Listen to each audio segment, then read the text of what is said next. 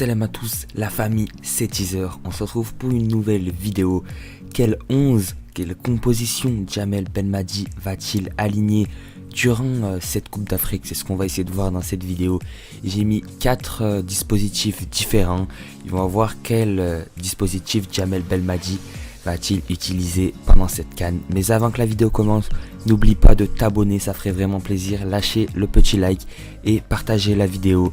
Et sur ce, moi je vous dis bonne vidéo. Le premier dispositif que Jamel Belmadi peut utiliser dans cette CAN, c'est le 4-3-3 avec Haitham Bolhi à la cage, Atal Ben Sebaini, Ben Lamri, Mangdi, Zerouki en sentinelle, Fegouli, Benasser, Belaïli, Marez et Bounjer en pointe. Donc Fegouli ne commencera pas les premiers matchs de la CAN car il est blessé. Il ratera les 3 premiers matchs. Donc ce 11 là, ça peut être le 11 des huitièmes de finale, le 11 des quarts finales. Mais lors des 3 premiers matchs, Jamel Belmadi ne comptera pas sur Fegouli car tout simplement Fegouli est blessé. Donc c'était mon premier 11. Voilà le 11 type que je vois si Jamel Belmadi joue en 4-3-3 avec du Bounjer en pointe à la place de Slimani. J'ai mis Fegouli. Mais on peut le remplacer par Boulaya, Zorgan, Bendeka ou même Belkebla. C'est les 4 milieux qui peuvent prendre la place de Fegouli lors des 3 premiers matchs si Jamel Belmadi choisit bien évidemment le 4-3-3.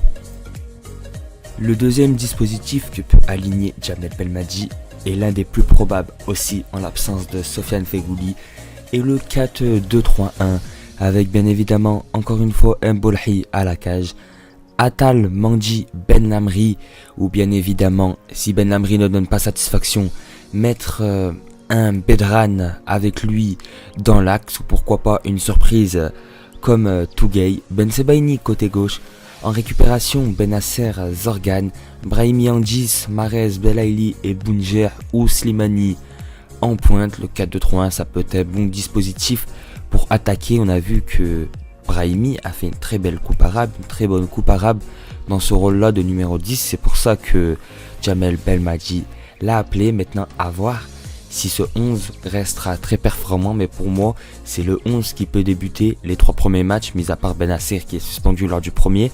Mais pour moi, si Fegouli ne revient pas pour le match contre la Côte d'Ivoire, c'est ce 11 là qui sera aligné contre la Côte d'Ivoire. Pour moi c'est l'un des 11 les plus performants.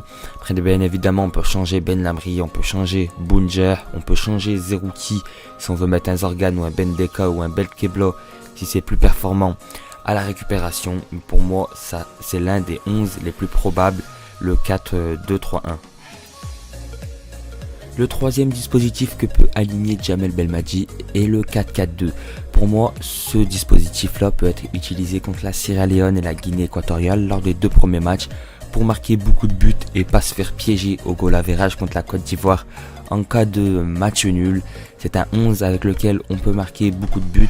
Benasser ne sera pas là pour le premier match, on peut très bien le remplacer.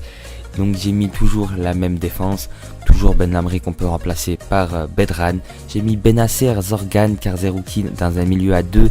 En 4-4-2 on a vu que c'est pas aussi performant que en 4-3-3 ou en 4-2-3-1 pour Zerouki. Donc c'est pour ça que j'ai mis Zorgan qui a un gros volume de jeu, qui peut être très complémentaire avec Benasser, qui peut être la surprise de cette Coupe d'Afrique.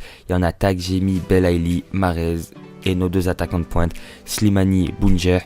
Après pour faire entrer on peut mettre un Amoura qui tourne autour d'un Bounjer ou d'un Slimani. Je pense ça serait plus complémentaire avec un Slimani, où on peut remplacer et mettre un Ounas qui tourne autour d'un Slimani. C'est toujours pareil, c'est à peu près le même profil qu'Amoura. Ça peut être un 11, un dispositif très intéressant pour planter beaucoup de buts, pour s'assurer la victoire à la mi-temps, même si on sait que ça va pas être une chose facile. Mais après on peut très bien mettre aussi Benayada à la place d'Atal, parce que si on joue avec 4 attaquants devant, on peut jouer avec Benayada qui est plus défensif car on sait que Atal c'est vraiment offensif. Sinon ce 11 là pour moi en 4-4-2 c'est le meilleur qu'on peut aligner si on utilise ce dispositif.